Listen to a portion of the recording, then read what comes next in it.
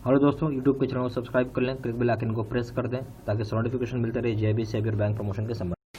Hello दोस्तों, मेरा नाम है सिद्धार्थ सिन्हा और ये जो वीडियो आपका जेआईबी का प्रिंसिपल से प्रैक्टिस ऑफ बैंकिंग का यूनिट नंबर 3 रिटेल बैंकिंग, हम इसको पढ़ रहे हैं। तो अब हम लोग बात करेंगे सबसे पहला पॉइंट, रिटेल बैंकिंग क्या होता है इसके बारे में समझेंगे।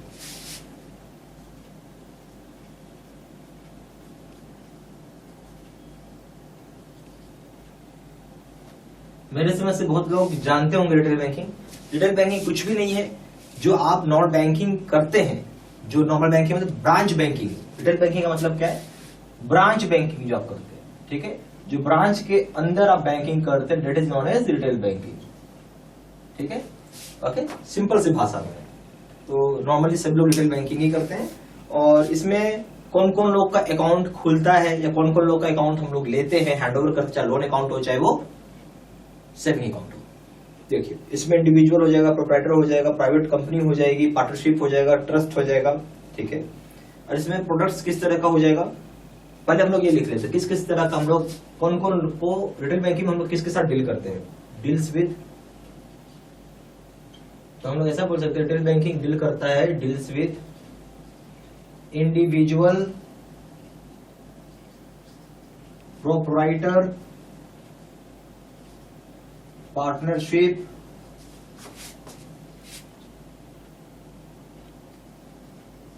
ट्रस्ट, HUF,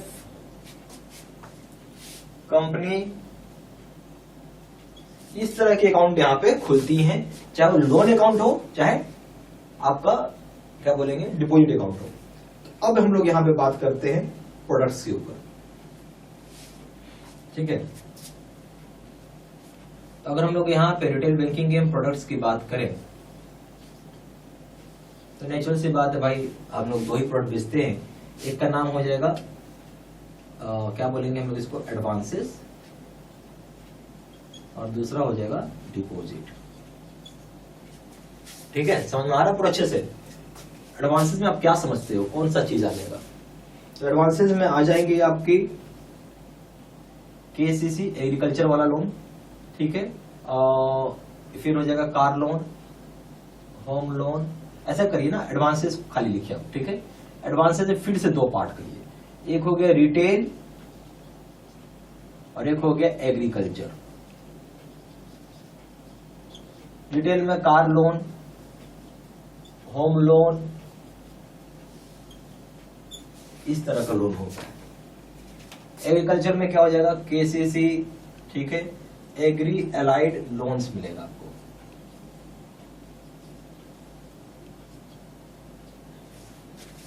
डिपॉजिट से बात करेंगे, current account, saving account, FDR, fix deposit receipt, RD, इस तरह की चीजें मुझे यहाँ पे ओपन। इसके अलावा भी रिटेल बैंकिंग आप जाएंगे तो बहुत तरह के और भी हैं। जैसे इसमें आप जाएंगे तो MSME के लिए भी हम लोग काम करते हैं, यानी MSME, micro small medium enterprises, तो उसके लिए भी हम लोग ने यहाँ पे प्रोडक्ट बना रखा है। एडवांसेस के रूप में हम लोग यहाँ पे कई तरह के एडवांसेस देते हैं MSME को। ठीक है, ये सारा रिटेल बैंकिंग का ही पार्ट है भी। उसके बाद आपने बैंक में सुना होगा लॉकर की फैसिलिटी रहती है, फिर डिपोजिटरी सर्विसेज की रहती है, बैंक का इंश्योरेंस है, बैंक में इंश्योरेंस बेचा जाता है, ये सब रिटेल बैंकिंग का पार्ट है।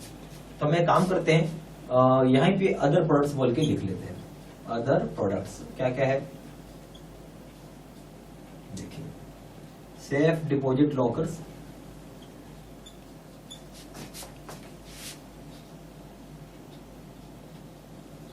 डिपॉजिटरी सर्विसेज,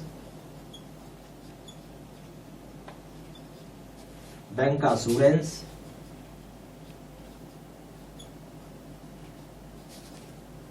बैंक का इंश्योरेंस प्रोडक्ट्स। पूरा क्लियर हो रहा है, मामला समझ में आ रहा है आपको? Very good. तो ये एक चीज हो गई। अब हम लोग बात करेंगे होलसेल बैंकिंग। ठीक है, होलसेल बैंकिंग क्या है? कॉर्पोरेट बैंकिंग है बेसिकली। तो हम लोग उसको समझेंगे, ये सारी चीज कॉपी में लिखते चलिएगा।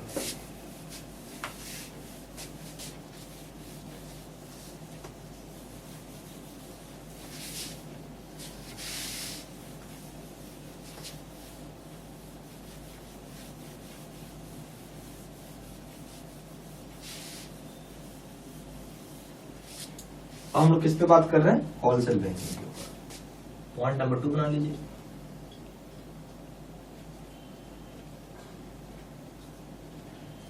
नाम से समझ में आ रहा है कि होलसेल बैंकिंग, कुछ होलसेल वाला काम है इसमें। होलसेल बैंकिंग बेसिकली दूसरे भाषा में हम इसको बोलते हैं corporate banking.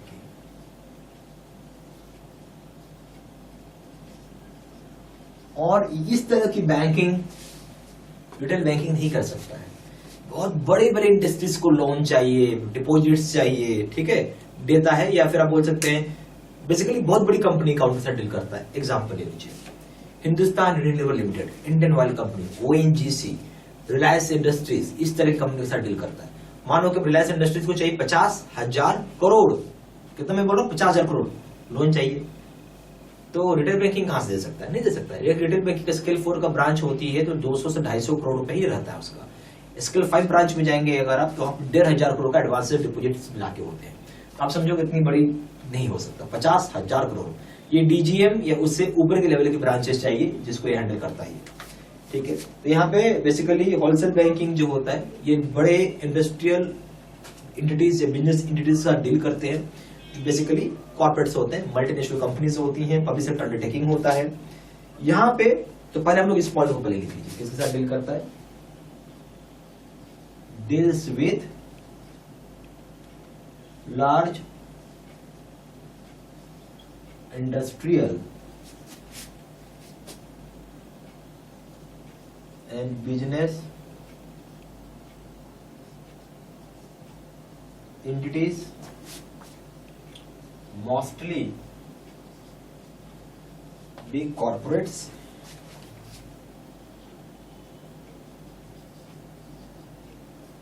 Multinational company, PSU, public sector undertaking, ठीक है।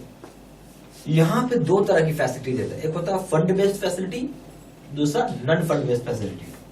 जो फंड बेस्ड फैसिलिटी बोलते हैं उसमें term loan, short term finance, working capital, bill discounting, structured finance और एक्सपोर्ट क्रेडिट देता है। नॉन फंड बेस्ड में दो ही चीजें होती है, लेटर ऑफ क्रेडिट और बैंक गारंटी, ठीक है। तो ये दो चीज आप लिख लीजिए। अगर मैं बात करूं कि आप बोल सकते हैं इसको हम लोग एडवांसेस बोलेंगे, ज्यादा अच्छा शब्द है। एडवांसेस कुछ नहीं होता है, वो लोन्स होता है, ठीक है। और इसको दो पार्ट में बांट दिया, एक का नाम है फंड बेस्ड, एक का नाम है नॉन फंड बेस्ड। अब फंड बेस्ड क्यों है, नॉन फंड बेस्ड क्यों है कि यहाँ पे अब जब डिसबर्समेंट होता है, डायरेक्टली डिसबर्समेंट होता है, इसलिए पैसा सीधा अकाउंट में आता है, जबकि जरूरत पड़ने पे ही ये यूज होता है, जब नीड होगा तब होगा, इसलिए हम नॉन फंड बेस्ड बोलते हैं। एग्जाम्पल लिख लीजिए, जैसे इसमें हो जाएगा term loan, short term finance,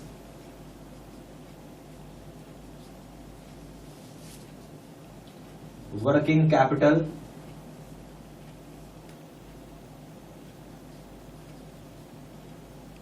working capital finance, bill discounting,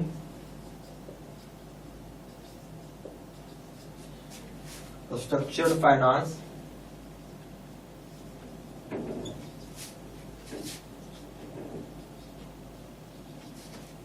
export credit,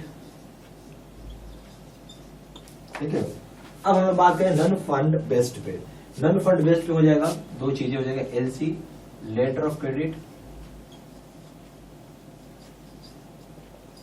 and BG, जिसको हम बोलते हैं bank guarantee.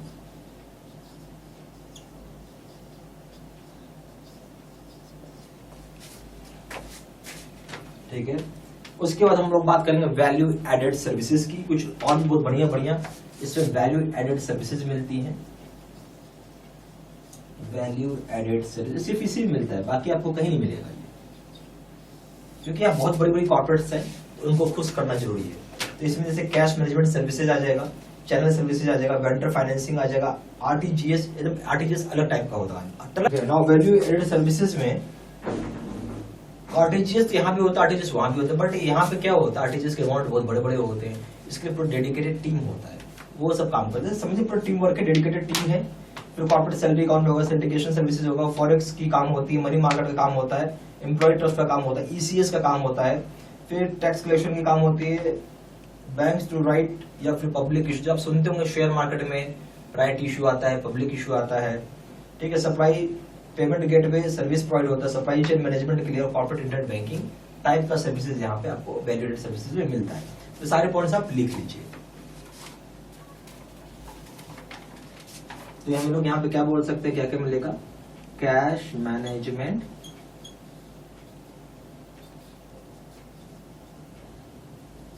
Services,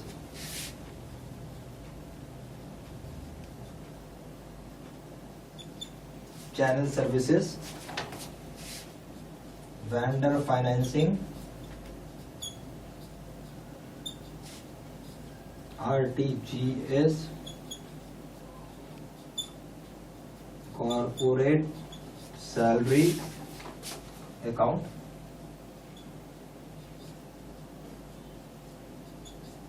syndication services, forex, money market,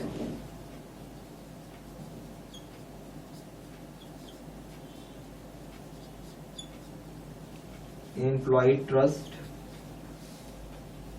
ECS, tax collection, फिर है बैंकर्स टू राइट, या public issue, payment gateway service,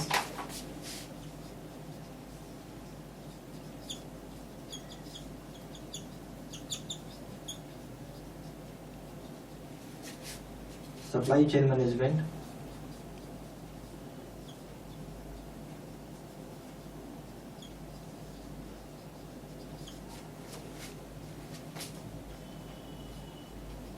corporate internet banking.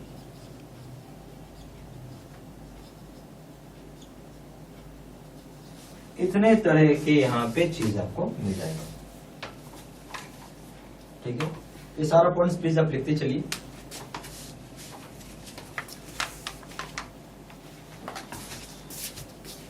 Video pause करके यहाँ पे लिख लीजिएगा, ठीक है।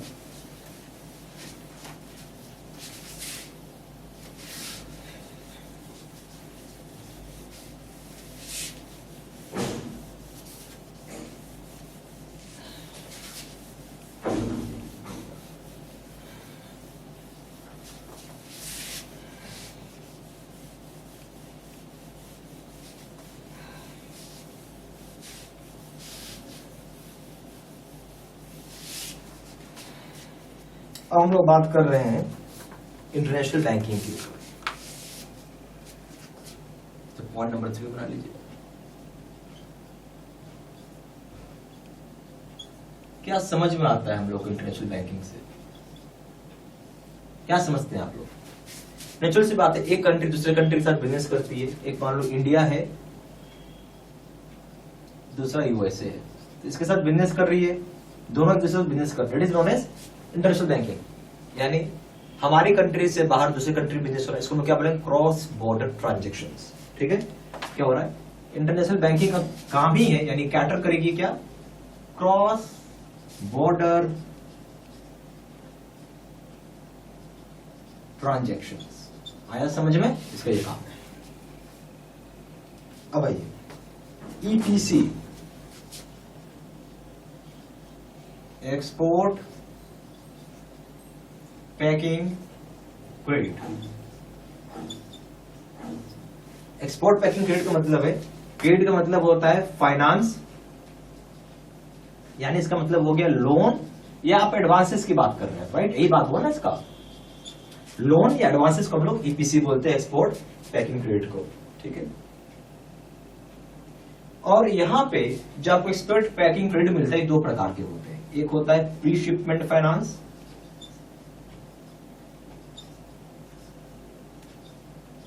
दूसरा होता है पोस्ट शिपमेंट फाइनेंस। फाइनेंस क्या होता है वो तो पता चल ही गया आपको, लोन एडवांसेस को फाइनेंस बोलते हैं।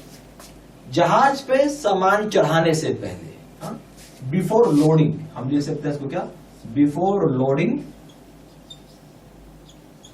गुड्स इनटू शिप, तो उसको जो उस तरह का जो फाइनेंस मिला, finance before loading goods into ships, इसको प्री शिपमेंट फाइनेंस हो गया। अब इसको हम बोल सकते हैं after loading goods into ships. इसमें होता है कि भाई, इसको तो खैर आपको पूरी डिटेल में पढ़ेंगे तो आपको समझ में ज्यादा आएगा। इस साधारण भाषा में आपको समझाने के लिए मैंने लिखा है बात। एक जहाज में सामान चढ़ाने से पहले जो फाइनेंस हुआ उसको हम लोग ये बोलते हैं, जहाज में चढ़ाने के बाद जो पैसा मिले उसको प्रोसीडमेंट बोलते हैं। ठीक है, और ये सारा पॉइंट्स आप लिख लीजिए। ठीक है, यहाँ पे आप प्रॉपर जीआईबी का वीडियो कोर्स का पैकेज ले सकते हैं। वीडियो लेक्चर कोर्सेज होगा, अकाउंटिंग का केस स्टडी, न्यूमेरिकल का वीडियो होगा, लीगल का सिचुएशन एनालिसिस का वीडियो होगा, 13,500 का क्वेश्चन बैंक होगा पीडीएफ फॉर्मेट में, नोट्स होंगे पीडीएफ फॉर्मेट में, 30 मॉक टेस्ट होंगे। जो यहाँ पे आपको जीआईबी का कोर्स करना है वो face to face video course है, सबसे सेलिंग वाला पावरफुल कोर्स है, जिसमें जीआईबी का प्रिंसिपल्स कर रहे हैं या लीगल करेंगे दाम है 1,200 रुपये, जीआईबी का अकाउंटिंग करेंगे दाम है 1,500 रुपये, जीआईबी का कॉम्बो पे करेंगे दाम है 3,000 रुपये। जहाँ जानकारी के लिए फोन करते हैं तो फोन नंबर है 4996852127, दूसरा नंबर है 7827546946। वेबसाइट में जाकर डायरेक्टली ऑनलाइन ऑर्डर प्लेस कर सकते हो। वेबसाइट हो जाएगा www.jibstudymental.com, email ID हो जाएगा seatsena123@gmail.com। ये सारी इन्फॉर्मेशन मैंने इसी वीडियो के डिस्क्रिप्शन बॉक्स में भी डाल दिया है।